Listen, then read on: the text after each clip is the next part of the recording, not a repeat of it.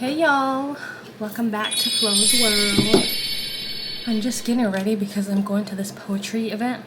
I remember this place was one of the first places I used to go to when I first started learning to trust and honor my voice. So I like going to the space to be able to perform new pieces from time to time, but I also like to go there to support people and just to also see where the collective consciousness is. And there's something so like affirming about that, because I always leave there feeling like, oh damn, I'm glad I'm not the only one who feels like that, especially with the state of the world that we are in right now. So, and it also honestly helps me get a little bit of inspiration for my art endeavors, so that's beautiful. And it's nice to just go and support people in your community. So I'm excited about that, so I'm gonna go partake in that today. So, see y'all as I finish getting ready. Mwah. Spaces like this, you don't see faces like ours commonly, so I wanted a BIPOC safe space where people could, share their experiences but not feel so othered, Like I think we're here to feel. Let it be known, I did not die quiet, I did not bow down, I did not dim my fire to make anyone comfortable. Yes. I came to speak the language of liberation, to remind the living that what their ancestors died for, to say what they wanted whispered in thunder instead. And when my ashes fall, let them land on the hands of the next one rising, so they know the fight ain't over, the song ain't done, the fire will never go out. And that every second spent silent is a heartbeat that forgets it was once a war drum. Yeah. We fighting each other while we're missing our mothers? We gotta care for something more than killing our sisters and brothers. There ain't no peace in this place when we trip over race. We gotta find a new pace so we can launch into space. So let's walk a new way and begin a new day. Make the fake go away when we know who we be. And heed what I say. There's more to today than to be in dismay. Let them know we okay and to stop all this madness so we can hear all the gladness of the soundtrack to the evolution. First place, bitches! Look right there, look what it says. First place! Busted down. You always get first place, right? I know. Always. Okay, let's play again. 237. Let's go.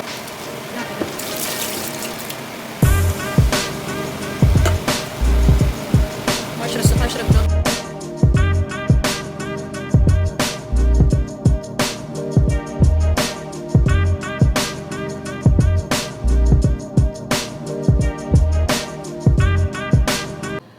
Hey y'all, welcome to Flo's World. Today I am heading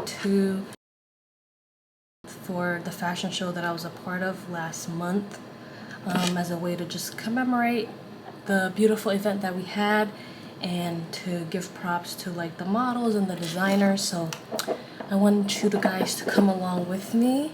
I have my outfit prepared. Let me show you. I'm gonna be wearing this since it is a fashion event. They said come dress your best, and the one thing that I really liked about this fashion show was how inclusive and encouraging of diversity that it was. And for me, like, this event was a lot bigger than like a fashion show for me. Like, it meant a lot to me personally, and what a way to like close this out or commemorate this event by getting to wear my traditional clothing and just look like a badass in it. So I can't wait to put this on and see how I look, and I'll show y'all. So see y'all.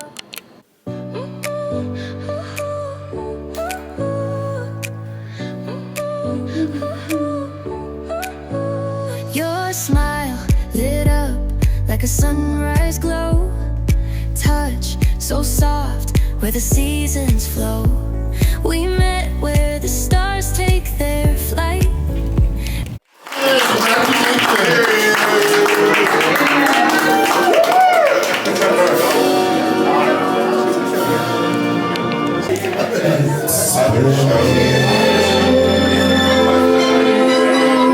This melody, you and I, forever, wild and free. Today is such a nice day. Like, I like when you can go outside and not have to wear a jacket. Like, isn't it nice out? I love your Thank you. Thank you. Makes me feel like a princess. Thank you. A goddess. You know what's so funny as an African, right? Who's learned to appreciate their culture and where they're from and who they are. And you know, it took me a long time to learn to appreciate where I'm from. When I come decked out in my cultural attire, not only do I feel like royalty, but it's like, I don't know, it's a different embodiment of self when you can really appreciate your roots and who you are and where you come from, and the spirit of the people who walk with you, and you walk with that type of dignity. And also, like, for a long time I used to be so ashamed, I'm not gonna lie, about my culture and the things that we wear, and I never found any pride in it, and would do anything to try to erase my identity. But the more that I reclaim back for myself these things, the more, like, I don't know, it's just so liberating and boosts my self-esteem, and I walk with a sense of pride now. And also, like, this outfit would never be beat by a basic ass American outfit. Like, just the regular jeans, no, nothing compares to the royalty of the clothing of my culture. And white people eat that shit up, you know? And here we are thinking that our cultures and our peoples and the things that make us who we are not valuable because, you know, we've been erased, or these things have been erased. But it's your job also to go back and reclaim that for yourself. You know, you can't continue to walk around and be like, well, I didn't know. No, nigga. Go find out who you are and reclaim it back for yourself. Because when I come across white people, bro, I'm like, yeah, I know. I'm trying to show you my outfit, but let me see if we stick to this one. Had it just like that, had it right on track, and I keep finding never had thoughts that control me until something bad left me so lonely, and I want it back. I want the old me. And we have Somalia. Bro, I've been watching a lot of Miss Universe 2025. See these notorious cheek lines? Do you see this lavacious neck? I just made that up.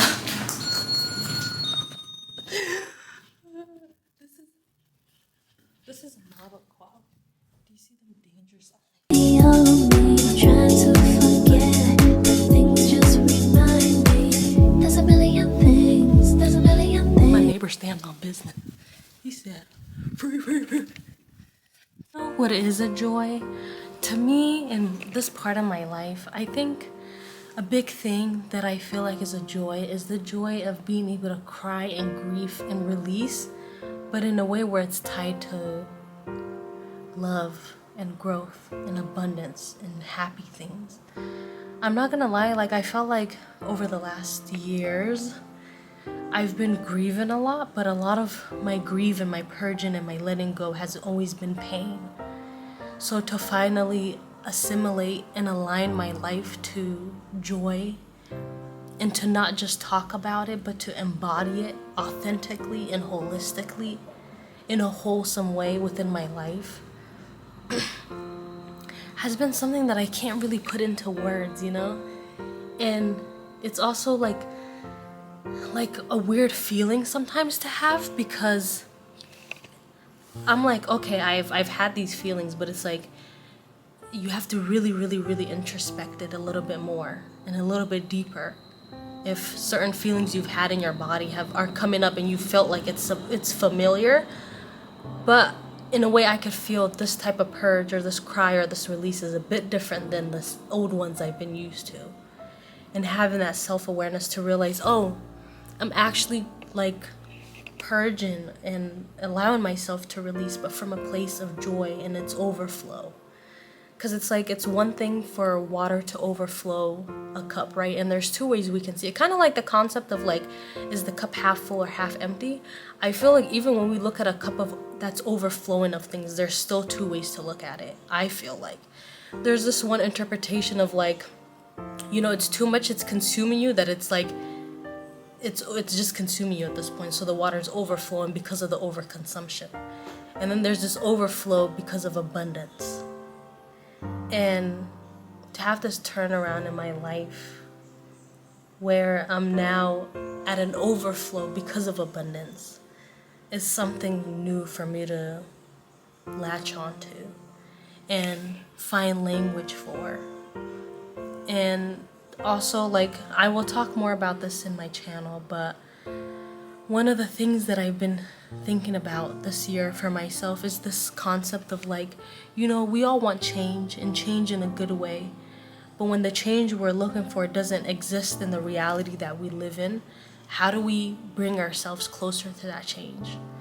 And sometimes for the ones who have to be courageous enough to just cultivate that change for themselves, even without the example, it's a different reality that you also have to succumb to, even when you reach moments of success, because now you're having to acknowledge that success and that win and that grief and that release of joy in a new way when you've just been used to one way of releasing, which has been from pain. So to finally realize, like, you've been the example you've been looking for is tea. So that's all I'm gonna say for now. Till next time. One way that I love to use my creative energy for good. Like, sometimes I would wake up with just hella energy to release, but one of my favorite activities to do is I go on this app and then I go ahead and I make me a beat. Like, you could